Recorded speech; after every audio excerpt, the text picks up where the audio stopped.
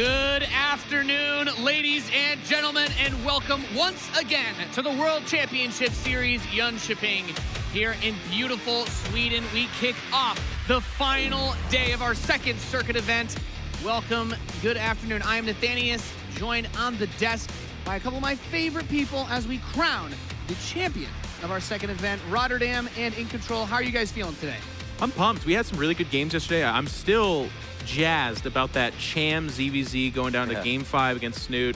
Storyline's awesome. The execution, how it went down. I'm going to spoil it, I guess, because it's not really. Anyways, it goes down the final two gases. Gosh, if you guys haven't seen that, watch those VODs. Absolutely amazing. Awesome base trade. How you doing, Kev? Awesome, I'm doing great. I'm really excited for this final day. I'm so happy with our top 8, Nate. I was excited for this tournament as I love coming to Sweden and I obviously love seeing all the European players and North Americans and stuff as well, duking it out. But I was worried. I was like, this could be 6, maybe 7 Zergs in the quarterfinal. And this is not a wine. You just look at the lineup, you look at the shape of some of those competitors. But we are blessed. We've got an awesome top 8. Mexico once again being the most represented nation. Like, they're taking over. Amazing. It's going to be a good day, man. It's going to be really fun. Yeah, a lot of awesome stories, big upsets that we've had so far. I do want to take this time to thank our sponsors, Asus, Republic of Gamers, and Razer, as we get into day 3 of our festivities. For those of you who maybe haven't been following the Delicias super closely this year, we are going to go over the format of this tournament once more to help you guys understand how we came to be here. We had a big group stage 1, 64 players advanced out of the open bracket into multiple group stages. We boiled everything down by the end of day 1 into a top 16. Yesterday, we went through the entire round of 16, had some amazing games, amazing upsets, and we are continuing to move forward from here, all best of 5s to crown that second circuit champion. Yeah, and so much has gone into this, too. I like seeing the product of this. Kevin touched on how we say it jokingly, but it's incredible. We have 2 Mexicans making it this far up. I mean, years ago, this was something that just absolutely never happened, but the WCS system has kind of reached out and tried to empower foreigners and empower people in different parts of the world, and here we go. I mean, we've been talking about Special for a long time, but he's been given the tools to show it, and then it's risen up new talent like Cham, who's been, a ladder here in the past, but all of a sudden, he's making kissy faces while dunking on Snute, and that's pretty amazing. Yeah, really amazing gameplay that we've been able to see out of these guys. And for those of you who maybe missed some of the action that took place yesterday, like that epic base trade, we've prepared a recap video to go over all of the action of day 2.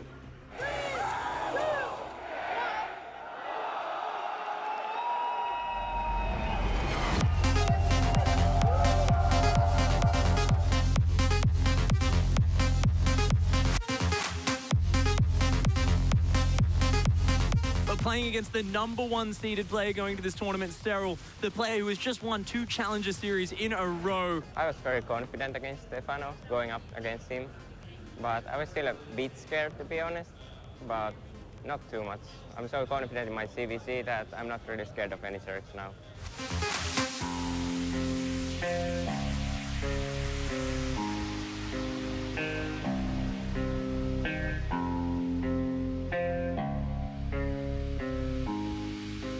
Multitask everything, the micro, the reaction to everything. Like, sure, a couple of drops here did some damage, but GG gets called MT Drogo. Yeah, well, the caster are right to call me Mr. Inconsistency. Like, that's a little bit what I'm known for these days. Especially when you consider the last event, WCS Austin, where I lost in the group stage to someone I was very favored against. That one really hurt, so I really wanted to come into this tournament, like, not doing that again, hopefully. And I did. I didn't do that again, so I'm really happy, and I'm looking forward to the next match as a bonus, kind of.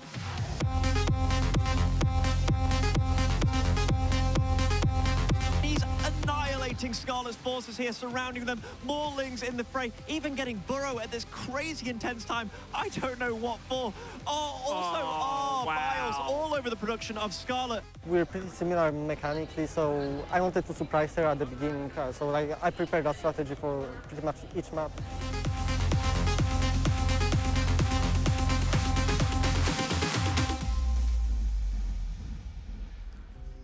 An amazing day of games, those awesome upsets, and I think something that comes back to my mind that you already mentioned, that base trade, Cham against Snoot, seeing the players come up that we wouldn't have picked at the start of this tournament. No, not at all. It was awesome to see. That was just a great series. We can talk about it forever. But I mean, Drogo as well, just coming out guns blazing. I definitely didn't think he had no shot against Nurcho, but I thought it was going to be difficult. He played clean, and that sets us up for an amazing quarterfinals where Drogo goes up against Serral, who, you know, kind of dismantled Stefano a little bit. And also want to give a shout out to Neeb, obviously. I mean, our reigning champion. This is not something we see super often in these StarCraft tournaments. Looked a little shaky on the first day. Was kind of struggling to get out of the group. Was one map away from being eliminated by TLO. Then yesterday we're like, this is going to be a great series. Sort of is awesome. And Neeb is just showing us that Destroyed. yeah, PvZ can actually be very simple, guys. We actually avoided a disaster as well because we've been hyping up Special, and deservedly so. He's in Korea training some of the best TVZ we've seen. And then he narrowly lost to Bly, who is not particularly known for his EVT, but was able to kind of make it close. Yeah, and of course you guys can see the bracket here. This is the top 8. We are going all the way through to the grand finals today. A lot of matchups representing all races and many different countries, but quite a bit heavy on the Mexicans. It was really awesome to see that American representation here. We are ready to get into our first match. Smix is on the main stage to introduce our first 2 players of day 3. That is right, Nathaniel. We went from 80 players and now we are down to just 8. But of course, we have our first players for our first quarterfinal match.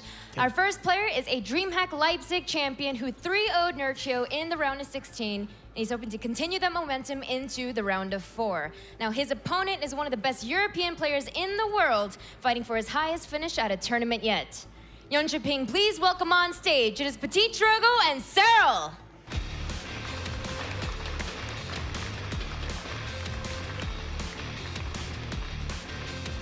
Another Protoss versus Zerg matchup. We had this chat at the start of day 2.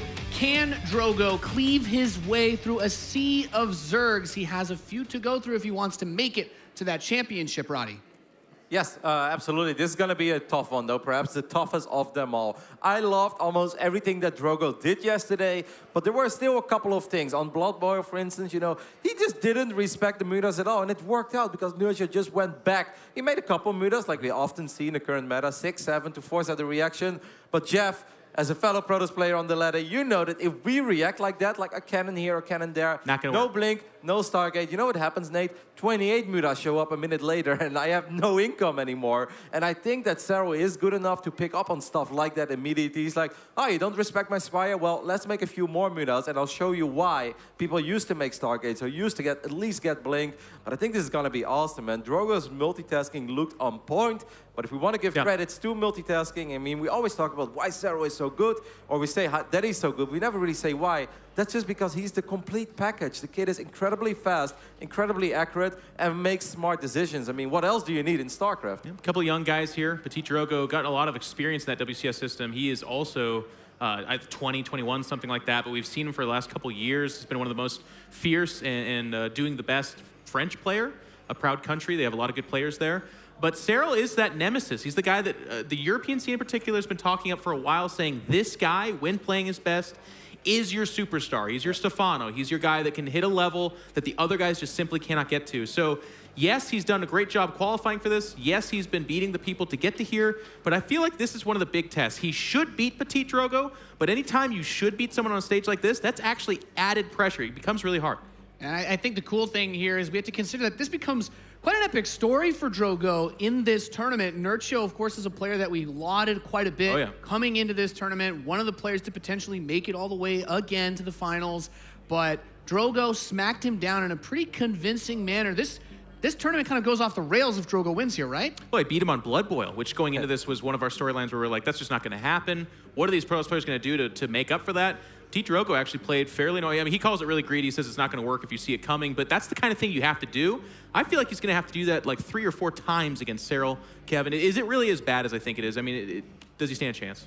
I think he stands a chance, but it really comes down to not falling apart. Serral is the type of Zerg that is the definition of annoying to play against. There's always units running around, always looking for you to make one slip up. You're trying to take an expand a tiny bit too early, bam, cancel. Zealot out of position or Adept, Lings in your base. And when it's a snowball effect. When a Zerg as good as Serral finds one opening, well, good luck catching up because the Swarm is coming.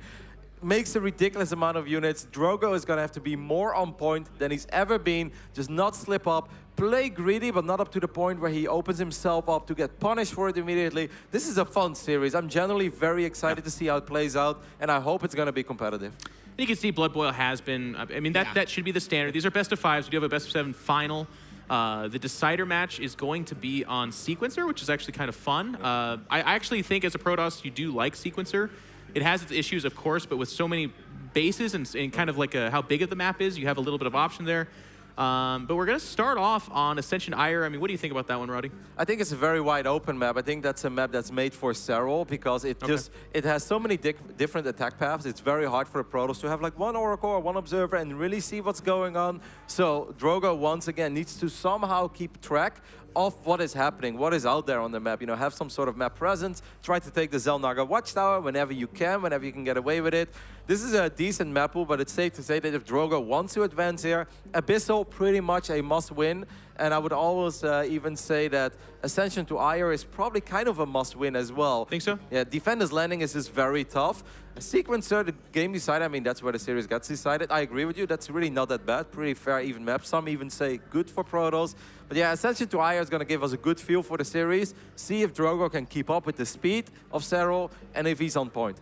Do we agree with the chat poll that has come in, giving about a 26% chance, total votes that came in for Drogo? He is the extreme underdog in this situation. I think that's fair. I mean, Serral won back-to-back Challenger. Like, that's hard. Those online Challenger tournaments, you're playing against the absolute best of the European scene, and he didn't just win it. It wasn't like lower bracket epic, you know, best of 5 came down to the last road. No, yeah. It's like 3-0 finals. This is getting closer. I'd say like 65-35 or something. I mean, for me, what players have done, even as long, I mean, those qualifiers were just like a week and a half ago. Right. But in StarCraft, man, it's the day of that it is. Yeah. And for me, I see Petit Drogo.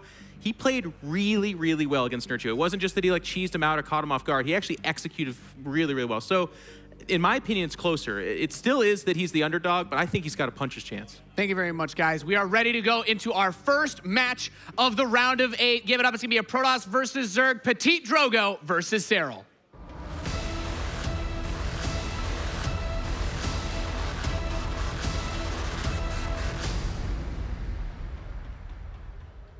All right, the young Finn with all the hype behind him. Is the French baguette going to be strong enough to take him down?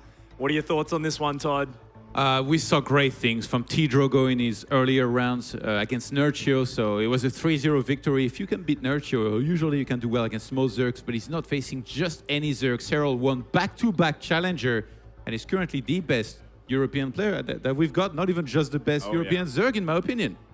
I mean, we did see Showtime having a great one back in the Challenger run to qualify for this tournament. One of the strongest Protoss in Europe. He 3-0'd multiple Zergs in a row before Serral shut him down 3-0. He has been unstoppable in the matchup recently. But Petit Drogo, he is on form. This is his matchup. It's the matchup which gave him fame, and it was part of his rise to prominence last year with his championship back at DreamHack Leipzig.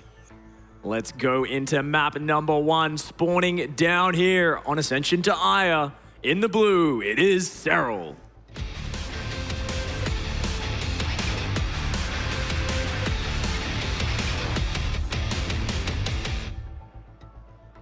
His opponent in the red, playing for Team My Insanity and hailing from France, it is T. Drogo.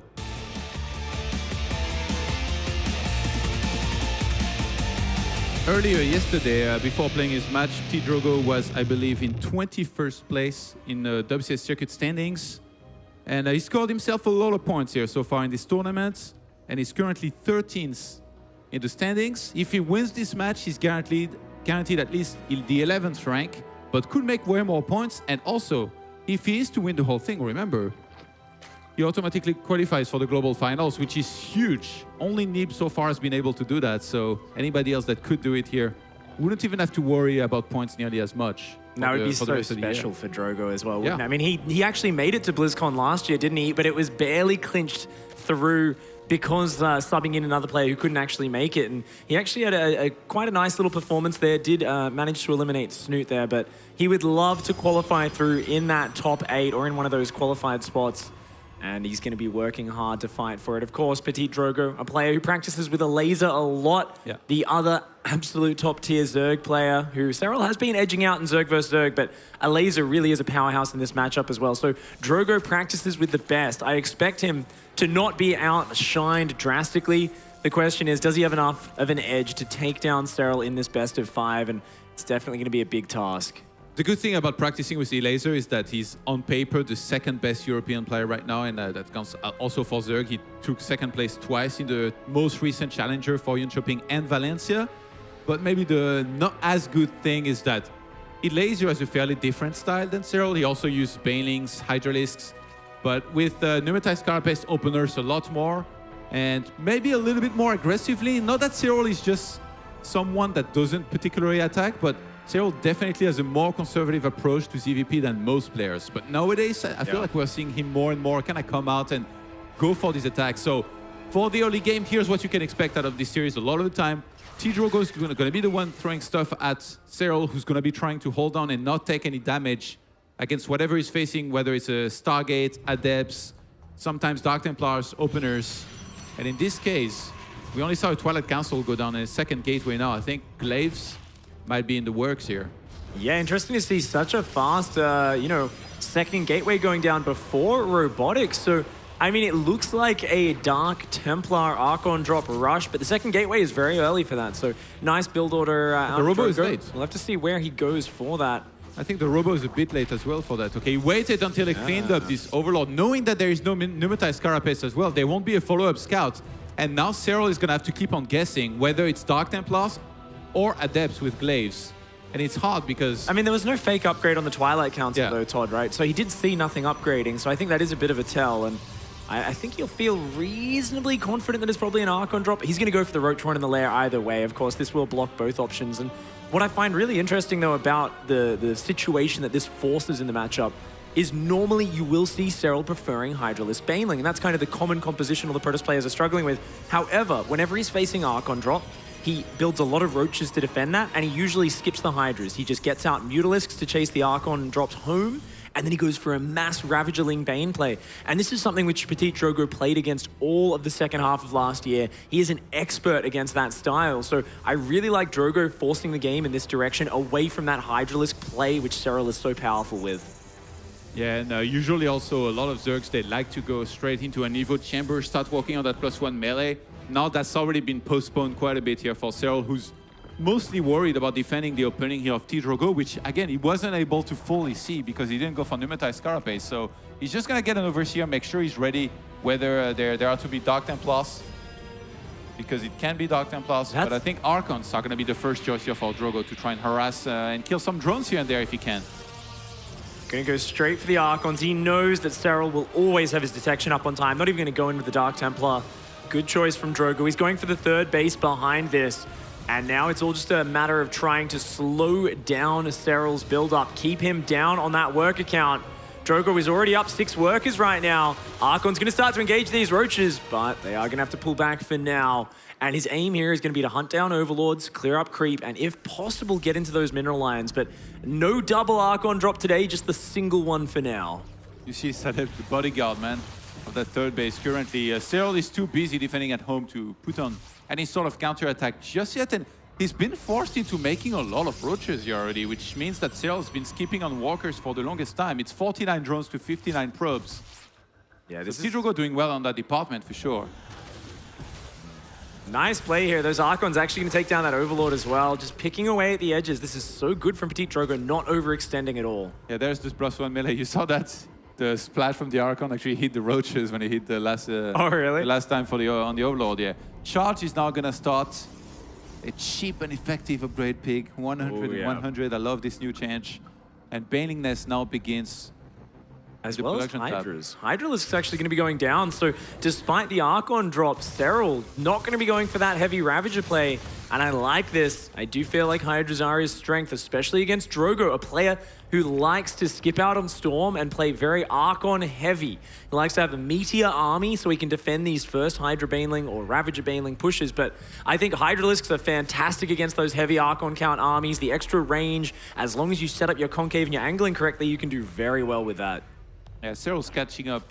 He did very good of catching up on the walker count department. Now he's working on getting more and more army. Centrifugal hooks is going to begin. And T-Drogo. Oh, that was misplaced. The age-old problem. Every pro gamer has had that happen so many times. Of course, always worth repositioning the hatchery to get the faster mining time later on, but... Well, if it's just done it, right? Yeah. It's almost finished. I guess you don't. In that case, you're probably going to accept the slightly delayed mining time. But, ooh, lots of charge lots being spotted as well as the Immortals. Serral has a good idea of what he's up against. Charge lots, Immortals, and Storm and Archon still quite a while away. Both players not on a crazy like work account, but that's better for Drogo than this for Serral. Serral only now going up to about 75, 80 workers. And the sentry count is actually pretty low. It's just the 2 here for T-Drogo who just made them, so they're not going to be very high on energy. Now, against most Zergs, this will be very worrying because they like to hit timings with a lot of Hydralisks and Banelings, which you need usually a good set of first force fields to buy time against that, kill the initial wave of Banelings if you can as well. But in this case, Serral is not always known to go crazy on the offense, but right now he's actually making quite a few units. And I've seen a lot of Protosses try to take that 4th base at times too early and paying the high price for it. So Drogo's gonna have to respect this attack here and make sure he can defend it. He spots it with 1 Zealot, and he's gonna stand up that ramp there. But there are so many ramps that Zerg can move up from that this is still gonna be really scary. Storm isn't done just yet. His own still got about 40 seconds left until that completes. The Hydra Baneling is already here though for Serral. Now you notice he's being very careful because he doesn't have a lot of Banelings, and those Zealots, if there's no Banelings left, will shred those Hydralisks. But Drogo just gonna play very conservatively. He's just going to abandon that hatchery, and this is great. He needs those Zealots to pull Serral's attention away, pull his army away from the front. These Zealots not going to be very useful in the frontal fight. He needs just lots of Storms and Archons and Immortals there. He's going to pull back into the choke point. Doesn't want to get exposed to that Arc of Zerg. A nice Storm goes down as well. Serral a little bit overeager there, because there were 2 overcharges used, but he still went forward, lost a couple of Banelings. This Zealot wave across the map is going to be defended easily, and at this point, you shouldn't perhaps send any more Zealots because Serral's just ready back at home.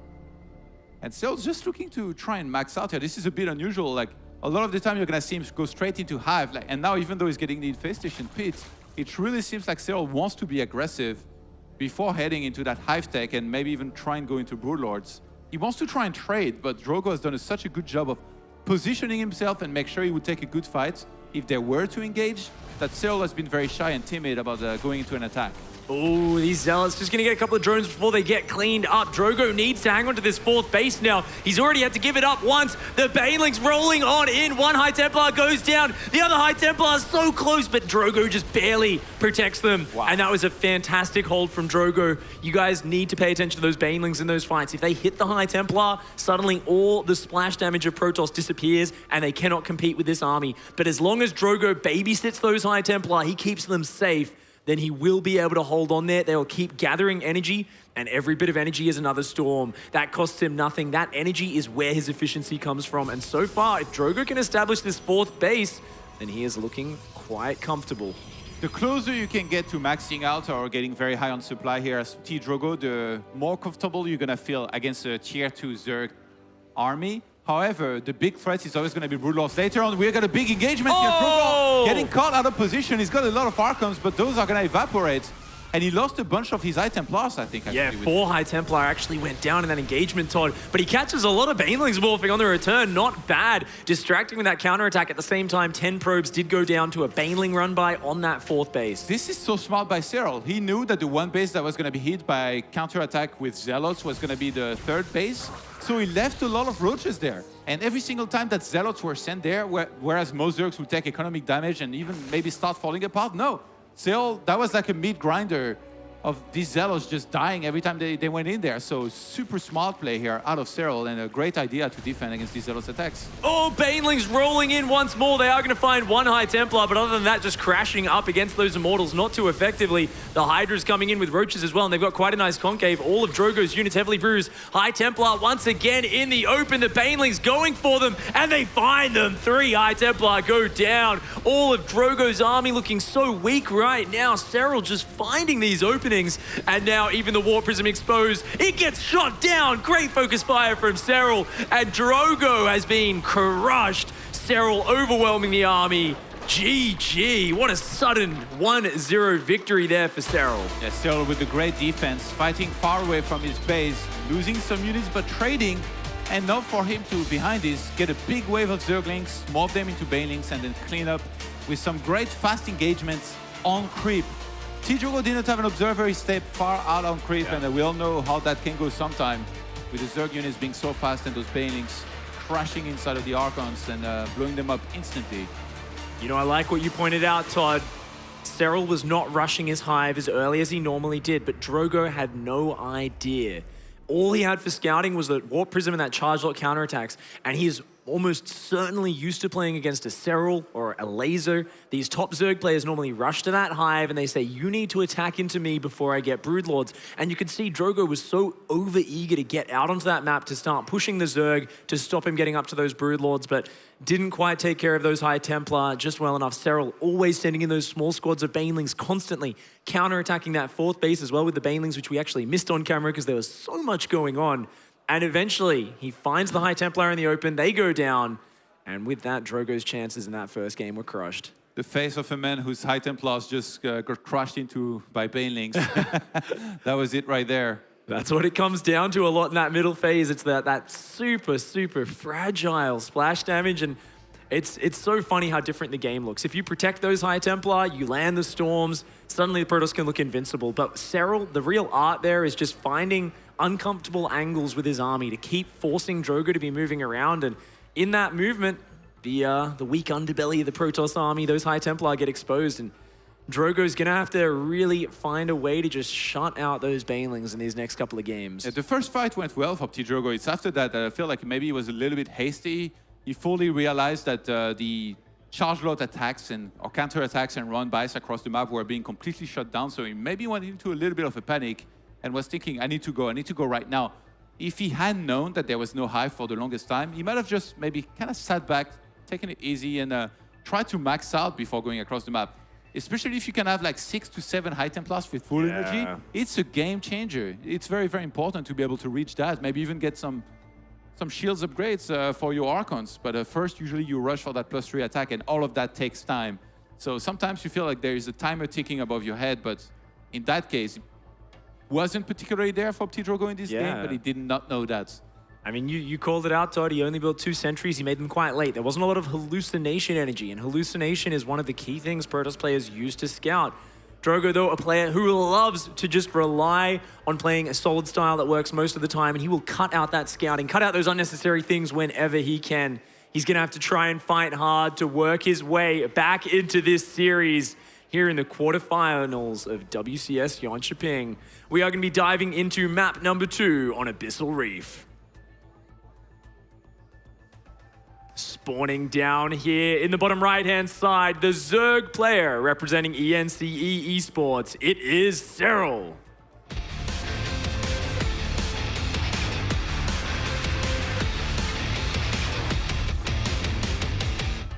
And his opponent in the reds, playing Protoss and hailing from France. He needs to bring it back. It's T-Drogo.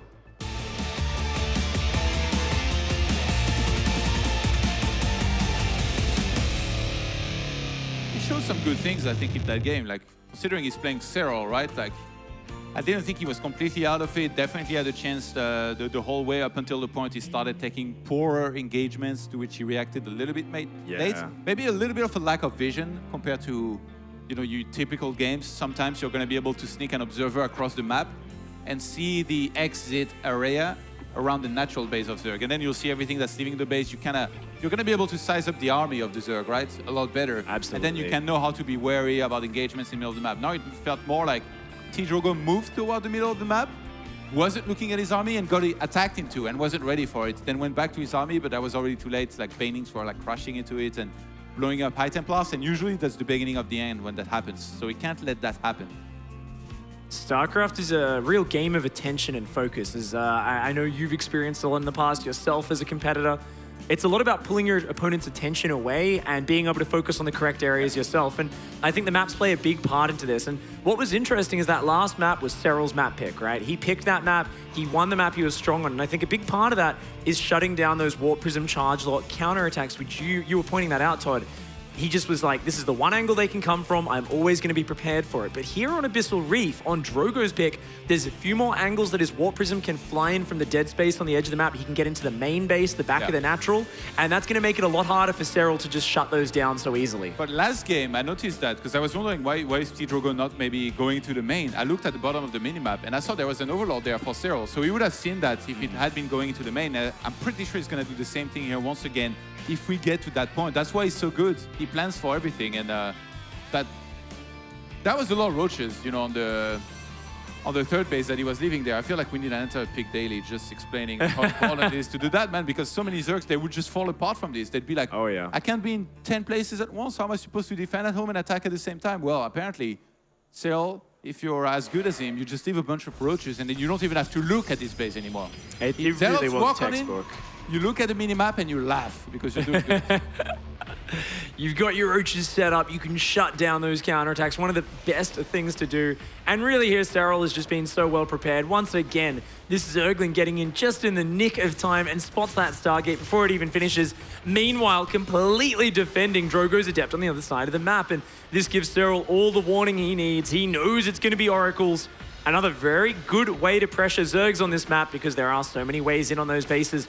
I really wonder we might see a little bit of the stasis trap harassment trying to freeze those drones, queens, and lava on these bases. And I that think can the be lava really is powerful. important. The lava is almost the most important. If you can get the lava and a couple of the drones that are mining the minerals, you're right on the money. Like literally, like it's the best that you know can what's get. the best, Todd? If they're about to be supply blocked and you actually freeze 4 or 5 overlords that are about to pop. They actually get supply blocked for like a minute. It is game ending if you can actually do that. If it happens. If that happens this game, like trust me, it is very rare, but you will occasionally see it happen, and it can absolutely destroy a Zerg's build-up because you actually force the supply block without even killing overlords. It's so cool. It is very rare. I feel like we're watching like National Geography, like the Zerg in its natural habitat. Okay, occasionally a couple of overlords will supply block him from a stasis ward. The first time we've ever caught it on camera, Todd. Oh, he's going for it. He's going for it. The Overlord's going to pop just in time, though. Ooh. The Queen gets trapped now. Oh, that's actually really big because, yeah, that's going to freeze up her energy regeneration as well. So it's not like the Queen can just pop out of that and pop 3 injects into the hatchery. She is completely frozen in time, and you do not regenerate energy when you're frozen in time, Todd. Certainly do not. Let's see if these Adepts here can do something. We got a lot of links here about to come out. +1 melee on the way here. Already for Serral, who this time around is pretty happy with the fact that he got to skip the Roach Warren. Ooh, nice split on those Adepts. And is it going to go in with 2 into the natural? It's going to focus down just 2 workers.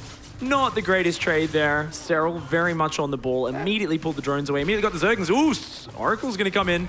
And great Spore Crawler tricks to save those drones, but even a couple more will go down. Drogo doing everything again to pick away at this worker count, and so far, so good. He's got a nice little worker lead for himself so far. Both players playing really well. I really feel like they both did that super well, like Serral with the defense, and T-Drogo really keeping Serral honest, making sure he kills a few drones here and there, and forces a lot of units to make sure that can get as many as he wants early on. Where's the Mothership Core there? Oh, Mothership Core a little bit slow on the overcharge. 1 sentry already goes down. And not only that, but using the energy up on those other sentries is a real pain. A 3rd sentry has to be re-warped back in, and that's a lot of gas from Drogo. That's going to slow down the Templar Archives, going to slow down that Storm Tech. And yeah, that's a nice little win there for Serral. Serral up at 55 workers, trying to close that gap with Protoss economy. This is just Drogo in a nutshell. He always has so many workers. He is such a macro-focused Protoss player, and he is looking towards that mid-game, looking like he wants to go toe-to-toe with Serral in a macro game. Nothing cheeky coming out of either of these players. Oh, the Overlord escapes just barely again. Oh, and that Oracle's gonna go down. Drogo with a slight miss out there, and not getting the lucky supply blocks that we've been hoping for. But there we go, another nice stasis trap, and these are starting to accumulate a little bit of damage. Yeah, Serral, overall, I would say he's done a good job of defending this, minimizing the units that get trapped by those stasis. And off the back of this, he finds himself where he's still behind in walkers, but I don't think he cares. This is one of those maps where taking a 4th and 5th is going to be easier than most other maps and keeping them, just because the bases are so close together. As long as Serral has enough army to defend on his side of the map, I'm sure he's happy to go up to 10 gases, the usual Zerg dream, take into Hive, and then think about whether he was to go into Broodlords or something else. But a lot of the time, these Charge Lots, High Templar, Archon armies, you're going to have to counter them with Broodlords. So this is most likely what we're going to see. I wonder if we're going to see a couple Spires with Mutas, actually, in this series. Will be interesting to see. Of course, there haven't been any Warp Prisms in this game just yet because of that Stargate opening. So Serral in the past, when he plays against this style, he does like to just get to the other side of the map with the Hydra Baneling. Even when he isn't really ready to fight, he wants to start scaring the Protoss. He wants to waste force fields, he wants to bait out overcharges, and if he can do that, it opens up the opportunity for him to roll in when he's ready and hopefully take out the High Templar. He's going to be very focused on trying to attack either before Storm finishes or just very soon before there's a lot of Immortals and Archons in front of the High Templar, defending them from those Banelings. Yeah, so Protoss early on, their mission is to not let the Zerg drone up as much as they want, but then after that, Zerg, once Protoss is on 3 to 4 bases, their job is to not let the Protoss mass up their army comfortably and get up to 6, 7 High Templars with a lot of energy.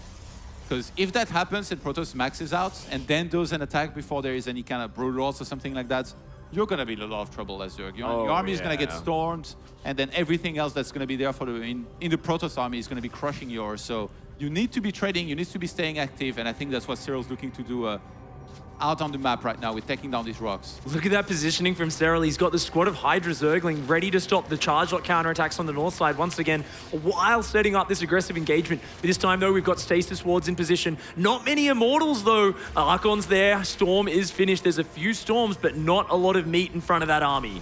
And as soon as T-Drogo knows that the army of Serral is across the map, he's going to start warping his Zealots there. There is also a run by, about to head into that third base where I don't think Serral's particularly ready. He's going to send units there.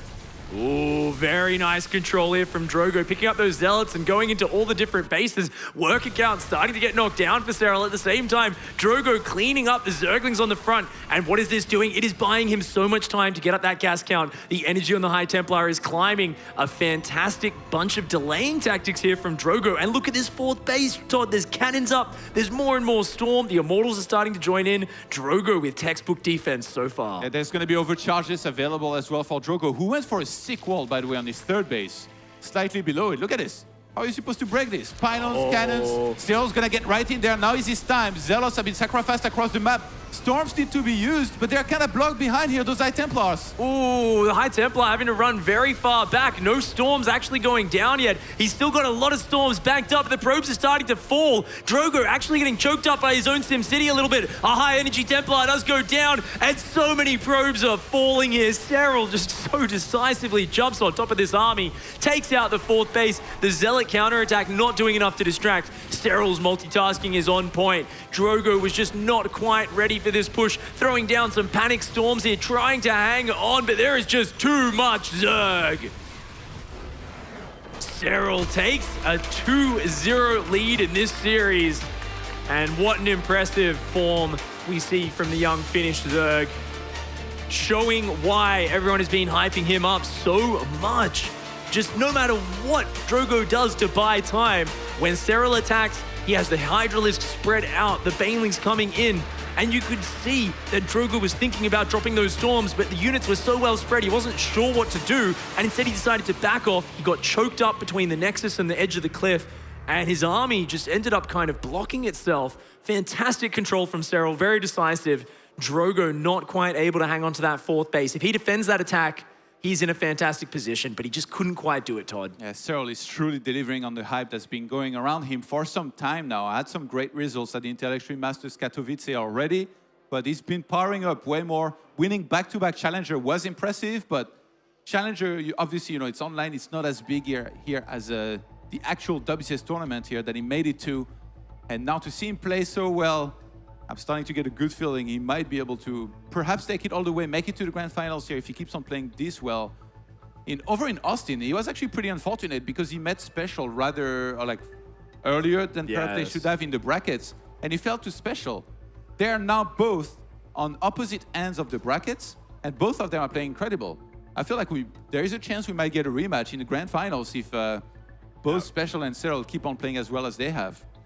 That would be so cool, wouldn't it? Obviously, Special gets a rematch or against Neeb as well in the later games here. That would in actually be quarterfinals. so cool. We have seen an epic series between Neeb and Special back in Austin, and if we could get another Zerg versus Terran finals in the WCS circuit, that's something we don't get to see all that often, but when we do see it, it is always so exciting. I think the last time we saw it was actually Snoot versus Polt at the start of last year, so it would be so cool to have that once again. But right now, we are going to be going into Defenders Landing. Game number 3, only one game away from securing his spot in the semifinals. The Finnish Zerg, it is Serral.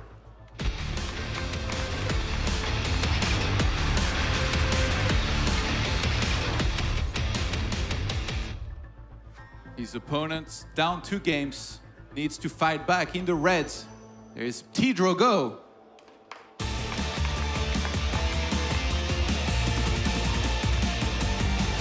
Was training over in South Korea for some time and came back over to Europe and hasn't had the results that he wanted.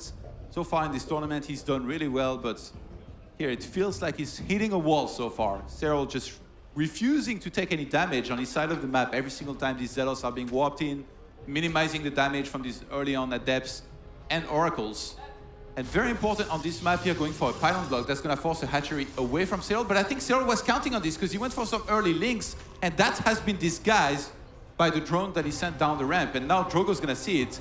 Defenders Landings, one of the harder maps as well to play up against Zerg when you're a Protoss. Interestingly, though, Serral actually heading towards this part of the map where there is going to be a wall off. So, you know, there's actually a wide open entrance on the right-hand side, but since he's coming to this direction, he's not going to be able to use that entrance. We'll get one probe on the outside, but the Zealot is now out. And so far, so good for Petit Drogo, pulling these probes to back up that Zealot. They're going to be the body blockers. They need to protect that Zealot. That Zealot is the important damage dealer in this little Protoss composition. Waiting for another Zealot to pop out. It will be an Adept after that. And of course, Drogo will be wanting to go for a Nexus as soon as possible behind this. But so far, fantastic defense. Yeah, I think Mothership Core is great against this as well. Drogo's going to start it immediately, even before an Adept. Link's coming from the other side here for Serral, who's going to try to jump on top of some probes. I guess Mothership Core is about to come out. Like, T-Drogo could just go back to mining. I think he's defended this pretty well. 22 walkers to 14, and still no second hatchery for Serral, who's still making more links. Serral is going for a huge gamble here. He's only just started his hatchery. He has actually gone up to about 20 Zerglings. This is an insane commitment. Normally, as the Protoss player, you do not expect them to keep building Zerglings, but he wants the cancel on that Nexus. He's going to sneak in here. Oh my gosh, Drogo hasn't spotted it. He has no idea those Zerglings are there, but he does have 2 Zealots and a Mothership Core. He should be able to defend, I think, here. Serral doing a little bit of fancy trickery. Zergling's gonna hit the natural while going into the main base. He's supply blocked. He's chrono boosting out of his gate, but nothing has started just yet. I think he wanted to get an Adept. Oh, gonna be sniping down probes in the main base. 2 probes in the assimilator go down. 3 probes go down in that main base. At the same time, the natural is taking a lot of damage, but the Mothership Core is gonna be able to stand strong and defend that. Serral here getting very cheeky. Even though he was supply blocked and that Adept was delayed, I think Drogo has still hung on very well here. Both players expanding around the same time. You know but what? Drogo up in workers. After this, you counter-attack actually as Protoss, because you got 2 Zealots, a Mothership Core, and usually you can get more units from that gateway. So maybe you leave the Mothership Core at home, but you at least counter-attack with your units to force more links and make sure that you stay ahead on the walker count. Because Zerg has a choice every single time. It's whether they need to make walkers or fighting units. And in this case, if there is a bunch of Zealots and an Adept moving across the map, you have to make Zerglings almost certainly. Like, sure, you can defend with Queens as well, but then it's harder to be making drones at the same time. Now, speed only now starts for Serral, and T-Drogo is going to be going for that counter-attack, from which, even if he's in trouble, he can recall with the Mothership Core. That's the great thing about it. This is just the textbook move. In this scenario, Zerg would love to be left alone and be allowed to catch up on drones, get that Zergling speed, and get back into a more regular game. Going to be trying to break down these rocks is Serral, pulling the Queens as well. But there we go, Drogo is going to force all those Queens to the front. Posturing around here, looking to put the pressure on. Going to rotate to that 3rd base. Already has forced out a few Zerglings and slowed those drones down. No need for Drogo to do anything more here. Of course, there was a small mistake from Drogo in the midst of this. He did delay his Warp Gate research by a very long time while he was busy microing, but I don't think that's going to affect him too badly. The big question, though, is where does Drogo go from here? There's no Twilight Council, and he's gone straight into robotics tech. It's always so awkward, right? You go into a game like this with a specific plan, and then you get Ling rushed, and then you find yourself having to make these gateways going into a big wall because you're afraid that there's going to be a Zergling speed attack. Ooh. Actually missing here on one of those force fields. He's going to allow those Lings to get away. He's going to go for the Overlord and get it. But yeah, like I was saying, this is a little bit awkward here for T-Drogo, who just, he feels like he has to play safe, so he gets the Robo, 3 gateways, and then from there, I guess, Twilight and maybe a Forge would make sense, unless he wants to do an all-in with some sort of Immortals. But the third base, a lot of the time, is going to be on the menu regardless whether you plan on using it fully or not. Well, if he's going to go for that third, I think he needs to drop it right away. And I think that is indeed what he's going to be doing. There we go. Of course, an Immortal Sentry Adept all-in would have been a nice way to play against a Serral who's delayed his tech and economy so much to do that aggression. But Drogo here, always the macro man, always one who wants to play to those later stages. Just going to be gathering energy, adding a Forge, Twilight Council, and pumping those Immortals out. Can't fault him for this one. As you get to the middle stages of this map, it can actually be very powerful for Protoss. There's a lot of choke points, a few nice areas for Protoss to expand to, and it can be a little bit difficult for the Zerg player to find an angle to get their aggression going. Serral is fairly low economy, actually, compared to like where most Zergs would like to be, but I feel like anytime that happens, he does so well of getting the exact right amount of units to walkers that eventually it almost feels like it doesn't matter. He'll get to, you know, the big army that he needs, he'll take the right fights, he'll go into Hive at the exact right time, kind of like in that first game, you know, where he was committing to units, almost counting on T-Drogo attacking into him eventually so that he could be ready. Because some Zergs, you know, they rush to that Hive a little bit too early. Yeah. They feel like they have to, but then they get attacked by a big Protoss army with High Templars, and they just die. And for Serral, that's just not been happening so far because he's played so well. This time around, he is once again down a couple of workers at this stage. He's going for that lair, doesn't have any upgrades on the way. The Immortal count starting to climb here for Drogo, so even though there's quite a few Roaches, Ravagers, and actually a lot of Zerglings on the production tab as well, Serral looking like he wants to put the hurt on. Lots of Zerglings coming down. This is going to be a Roach Ravager Zergling timing attack. The Observer is going to get some forward warning though. Drogo should be well prepared for this. He's going to have Overcharge, lots of Force Fields, and a couple of Immortals, and that is the perfect army against this Force. Yeah, this is almost like old school, seeing this many sentries here. He's going to need perfect Force Fields, a lot of Overcharges. He needs additional pylons, I think, because if those die, he's not going to be able to Overcharge and reinforce, but so far the Corrosive Bile focusing on the army here of the Protoss player. Wow. Wrecking some of the Force Fields as well. Let's see if Drogo can hold on. So far, not going too bad here thanks to this first set of Force Fields, but he might run out of forces there. And Corrosive Bile lands on one of the pylons and takes it out here. But there is not enough left over behind this from Serral, who again went for aggression, and that was defended from T-Drogo. Like, sure, T-Drogo doesn't have like a massive supply lead or anything, but if he keeps on holding on like this, he's gonna have a great chance. The Ravager count is starting to get scary though. Archons, though, are coming in now, and they are fantastic against the Zerglings. It's a very Zergling-focused army here. Another pylon will... Ooh, doesn't quite fall to those Biles just yet. Nice force fields. Every Ravager that goes down is so hard for Serral to replace. And Serral, remember, guys, he does not have any upgrades. He's only now adding Roach Speed in a 4th base. Serral is not well set up for a macro game. Serral pulls back every single time, it feels, at the perfect time. He makes the Protoss use the most force fields that they need, and then pulls back and then goes for another wave. And when you start running out of force fields, that's when this fight becomes a different one. And in this case, it's gonna start getting really scary here in the second for T-Drogo if Serral keeps on attacking. But for now, it's just gonna be Zerglings going around trying to score some probes. They get a couple. Oh, great focus fire from Serral. He's gonna manage to take down 6 probes there. For just a bunch of links that are very expendable. Very well done. Protoss still is up in workers though, Drogo. He is up. Drogo has stopped every crazy little bit of aggression Serral has thrown at him, and really taking my hat off to Drogo right now, because right here, when you're 1 game away from elimination, it's easy to crumble and just fall apart, but he is staying solid right now, continuing to build Archons and Immortals. He's not going for Storm. I think it's his time. He wants to go for a big Charge Lot Immortal Archon attack. Serral does not have any Banelings just yet. Let's see another Zergling run by. He's gonna get shut down by that one cannon plus Overcharge. Drogo committing everything he has here to this attack. There is a prism behind this for him to reinforce. He needs to make sure that doesn't get Corrosive Bile.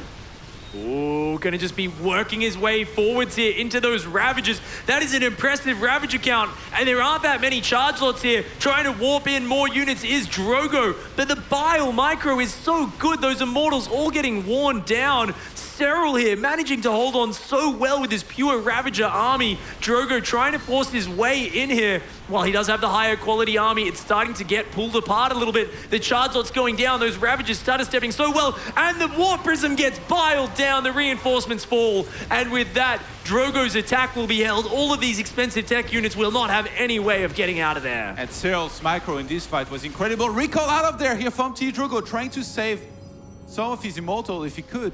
He only got a single Stalker out, Oh, wow. though. It was almost a great recall. And the counter-attack is going to be massive here. Cyril, he wants to go straight into the semifinals, and he's looked so good this series, as well as the previous series here, where he would be taking out 2 French players in a row.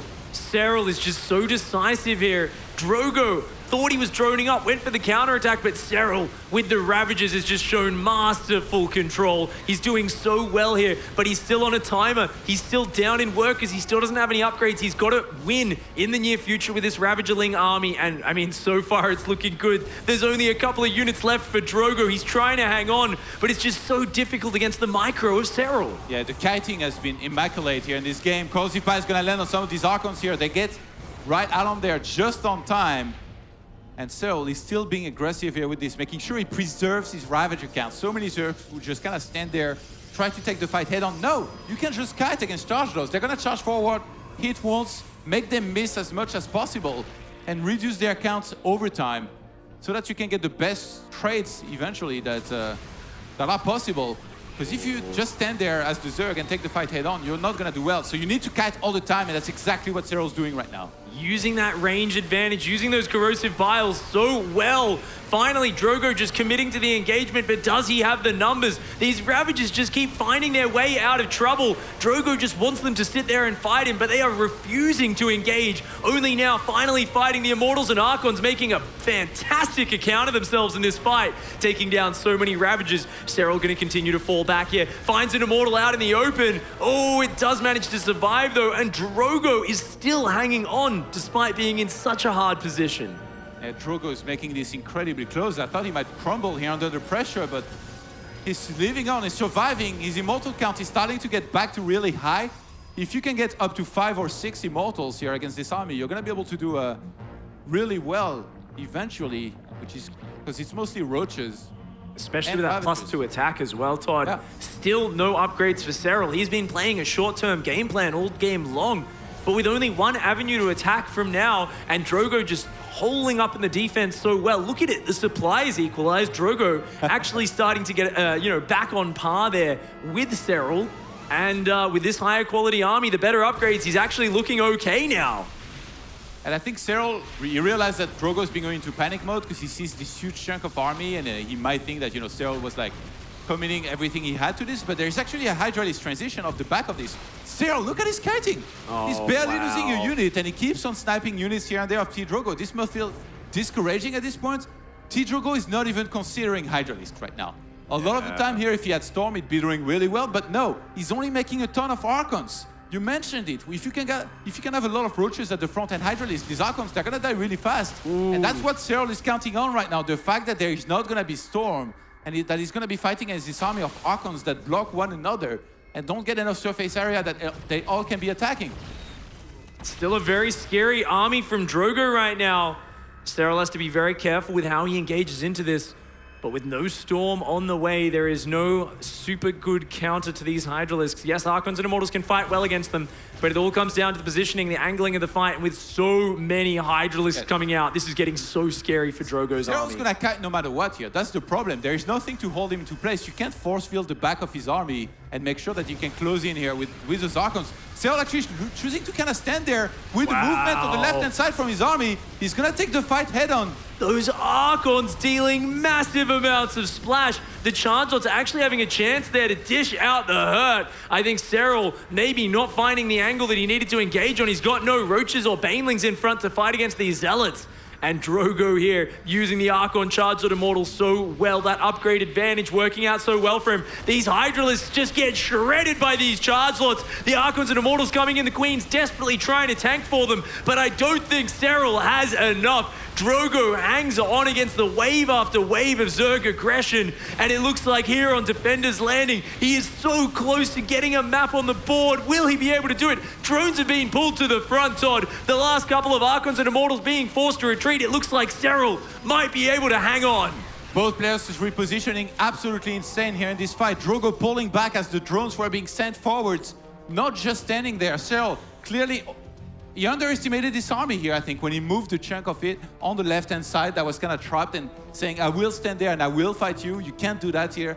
He should have just been kiting like he had been before, and now Drogo taking a commanding lead, ahead in supply, taking into Storm, +3 is about to finish against the Zerg, who's got 0 upgrades. Not even a +1 missile, not even a +1 carapace. Absolutely no upgrades. There is a slightly dangerous window right here. There's a pretty decent ball of Hydras, but the War Prism hits at the same time. And Drogo with the overcharge, with this Archon and this pack of Immortals and charge lots, more than enough to deal with these Hydralisks. They're dancing with death right now, these Hydralisks. Cyril knows he needs to get something more done down here, but Drogo's gonna pounce on top of that army. He says, enough is enough. The Chargelots diving in, not the angle they needed though. Still just needs to buy more time. That Storm upgrade getting so close to finished right now.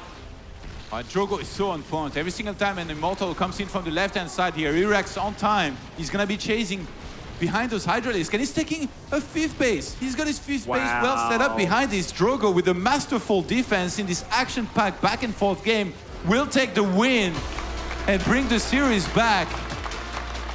And he's relieved here. That was such a tense game. I thought that Cyril was gonna be able to take it this whole time when he was kiting. That must have been for him. He broke a sweat here for sure. Absolutely. I mean, Drogo's defense was flawless throughout that early game. You cannot fault him at all. Great counter pressure after defending that 12 pool. Cyril committed to about 20 Zerglings. That was no regular 12 pool. That was a super committed one. Didn't get the damage done he needed, but he was so ready for Drogo's counterattack. Those Ravages just crushing the Archons and Immortals. But he wasn't able to break Drogo despite the many, many waves of counterattack that he sent out there. And Drogo puts one back on the board. I wouldn't have had it any other way. After defeating Nurture 3-0, of course, he had to take at least a map off Cyril, and now his hope is alive. But the next map he's going into is going to be Odyssey, Todd. What are your thoughts on that one? I think we're gonna head to a break, so I guess we'll get to talk about this after we come back. We are back here at WCS Jönköping in the quarterfinals. Petit Drogo has just put a map back on the board there, brought one back. It doesn't count for 2, even though it should perhaps after a game like this. Yeah, I mean, that's one of those games, I'm sure, after defending that many waves of Zerg, Drogo feels like he's won a moral victory already, but he's gonna have to win 2 more maps if he wants to close it out, and the next one is going to be Odyssey. How can I say? Cyril plays in an unusual way, you know, like he's known for how good he is in the longer games, you know, mechanics and all that, playing with Hive, but so far he's been playing very aggressive. Let's see if we will continue here, starting in the top left-hand side of Odyssey, playing as the Blue Zerg, playing for Team Ants. It is Cyril.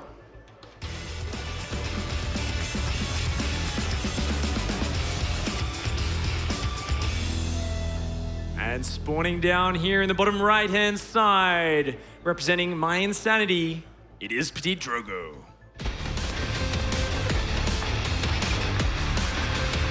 After a game like this, he's surely going to be pumped. He's not out of the woods just yet. Still needs to win 2 in a row, which against Cyril is always going to be very difficult. But I'm pretty sure he has a specific plan on every single map. And keep in mind, he just won Defender's Landing, probably like the hardest map out of the 5 they're going to have to play. Yeah.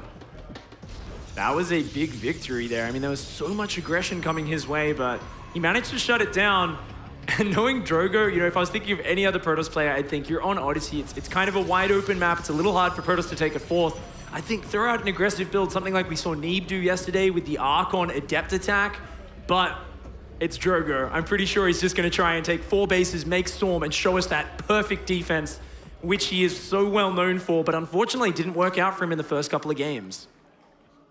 Yeah, I mean, he trains with Elazer. Like, your defense is supposed to get pretty good if you play with a guy as strong as Elazer. It's actually, nowadays, Cyril and Elazer, they've just done so well for themselves. And I guess there's nobody better other than Cyril that Petit Drogo could have been practicing for. Again, like, Cyril won back-to-back challenger, but Elazer took back-to-back 2nd places, which is insanity. Like, for them to do that twice in a row when there's so many strong players in the region. And Elazer's Zerg versus Protoss so powerful, but Cyril here has been showing us he is a player with a bit of depth. He played that last map, the aggressive, the rush map in the pool, with that very low upgrade style, not that high on work, is really just looking to try and take Drogo out. Didn't quite work out for him, so I am expecting Serral here to return to his strength, to his roots, which is very typical Zerg defensive play for the opening, and then exploding into aggression to deny that Protoss fourth base. That's where so much of the focus is in this matchup right now. Can the Zergs stop the Protoss, get that fourth base up? I'm mostly surprised about the fight where Cyril stopped kiting because he was doing so well up to that point. I was praising his kiting a lot, and then the next fight he just kind of stands there and loses everything, and then from there it was only downhill. Like obviously he had no upgrades. He was very committed to winning with the army that he had on the map.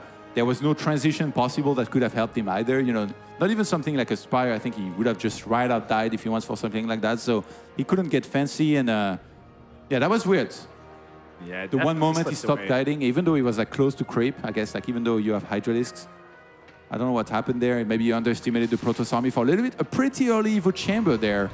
As Speed is closing in on completion. So could we be seeing perhaps a drop? I see the Overlord setting up here on the left-hand side of Tidrogo's main base. Like sometimes this is just for a very early +1 melee. But with the amount of links that are being made, I do think that Serral will once again perhaps play to his image of more passive Zerg that likes to drone up and do a link drop. Not a bad choice here. Of course, there is a Stalker out. It looks like we are going to be seeing an Archon drop opening for Petit Drogo. But Which his usually... Stalker needs to shut that Overlord Oh, down. no, There's two Overlords. He's actually going to be doing a drop into the main and the natural. And it's the charge build here. Usually if you go Dark Shrine, you will have Mothership Core very late and you will not have many units. But now Mothership Core is already out. There is a lot of gateways on the way. If Tidrogo, he already realizes what's happening. If he can defend this really well, he's going to be in very good shape here in this game. The Stalker will get surrounded, but the first Overlord will be shut down. There's going to be a bunch of...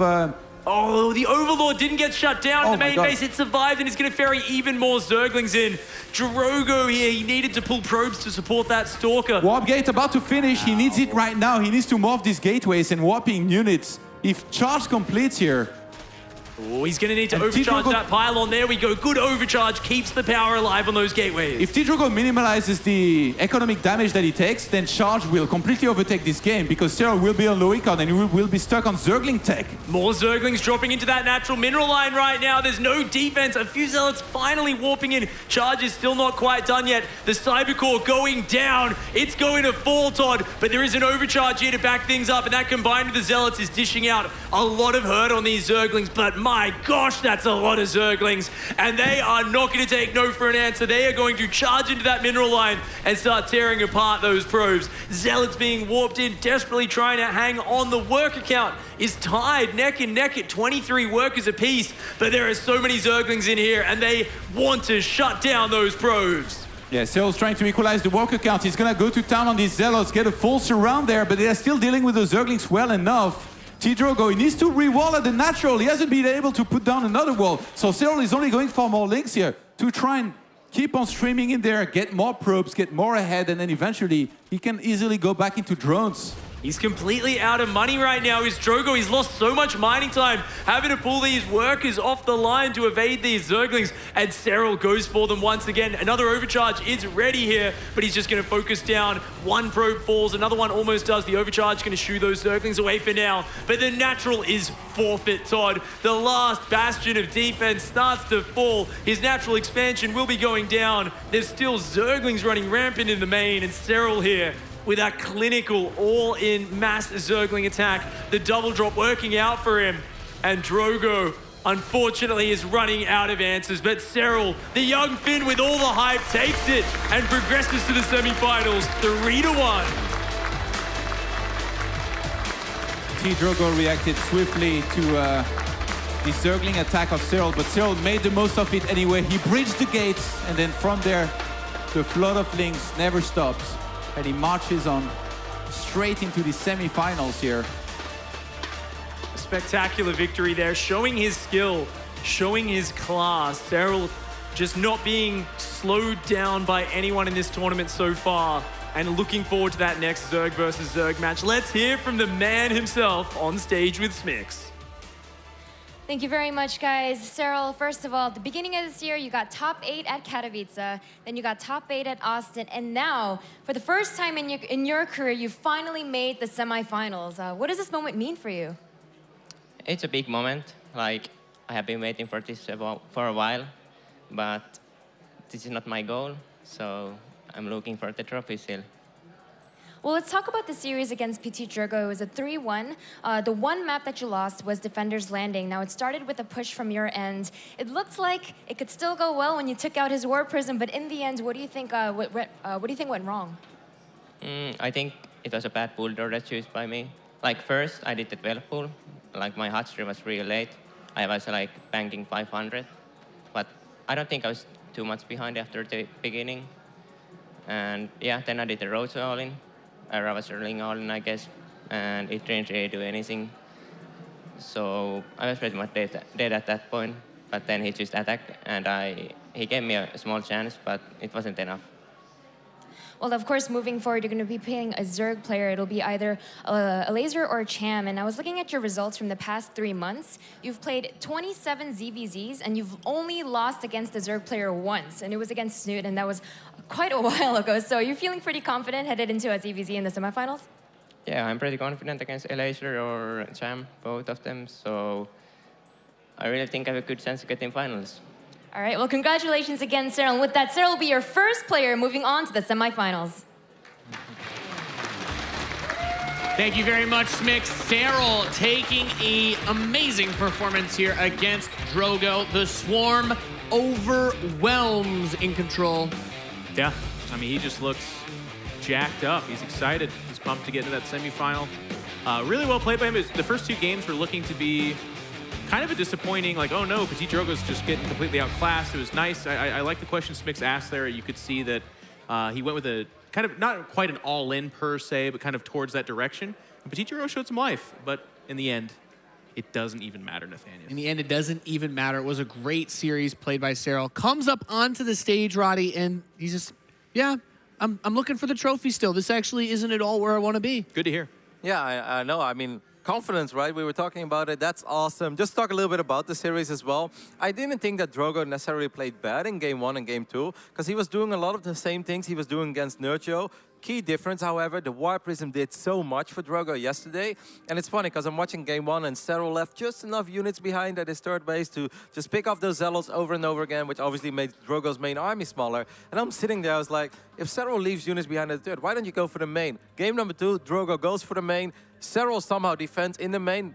Drogo has another run by coming to the third and fourth. I was like, this is really good. And Cyril shuts that down as well. I mean, Drogo looked on stage and you saw him kind of do like, I don't know. And that's kind of how I watched as well. It's like, I really didn't mind the way Drogo played. I thought it was cool. He was looking for openings, trying to do some damage, obviously buying time for his Archon Immortal Ball. But Cyril was so ready. So then, looking hindsight, the only thing you can say, maybe warp in less Zealots and like capitalize on the idea that Cyril leaves units behind. Yes and no. I mean, Game 1, it was looking to be like an amazing series. Like, Petit Drogo actually was the one that impressed us with a couple of the holds there. But then fighting just a little bit too long on creep. And pushing onto creep a little bit too much. But it's kind of amazing because I feel like Petit Drogo playing at that level against pretty much a lot of the lesser Zergs, and by lesser I mean people have won like $100,000. Right. It's probably still okay, but against Cyril, you cannot make any of those mistakes. Yeah, I mean, I like that you mentioned the creep, and I think that's something that Nurture was perhaps lacking a little bit yesterday, but we all know you're always 1 or 2 banelings away from connecting to the High Templars, and Archons and Immortals are great, but the moment you don't have any more of those storms and the concave gets a little bigger, then suddenly Hydras are you know, a pretty scary unit to go up against. I still think it was a fun series, especially first 2 games. It's just nice to see them adapt a little bit to each other and, you know, try to evolve. But Cyril is just looking like a kid on fire. A kid on fire. Really amazing gameplay out of him. We do have an updated bracket for you guys to help keep track of everything that's going on. We have another matchup coming up, very Zerg heavy. It's going to be a Laser versus Cham to decide who will play against Cyril in the first semifinal of the day. Following that, we'll be going to use Thermal against Kelzer in that TVT, and then the rematch from Austin, Neeb facing off against Special. Which one of these two, could either of these guys actually beat Cyril in the semi? They will be the vast underdog. I mean, Smix again with the great question there, looking up his previous. I mean, to me, that's really relevant. Like the last 27 matches, some of those do go back in time, but there's no way to kind of split that. He's been consistent. It's one thing if he was like 20-7, which is a fantastic record, but some spotted, you know, okay, he's dropped a few. To just drop one match to the other top 5, top 3 Zerg out there is ridiculous. Yeah, we're not talking about 2015, 2016 results. Like, Serral plays so much that those 22 matches probably go back to like a month, February, the latest, you know, maybe March, but definitely no further than that. So his ZVZ is obviously incredibly good, but never underestimate Elazer. Don't forget that Elazer was our 2016 Serral to some degree, right? Yeah. I think that's safe to say. Sure. Fantastic year for Elazer. Missed out the first few months because he was busy with high school. He graduated now. Maybe they had a Captain Head event, as Stefano would say. Like, I don't know. So never count out Elazer, but I do think it's going to be a great semifinal, but Serral is still the boy to look at. Yep. Serral, dominating performance here in our first match of the day. We're about to find out who he'll be playing against in the semifinals. Next up is going to be Cham versus Elazer. We'll be right back.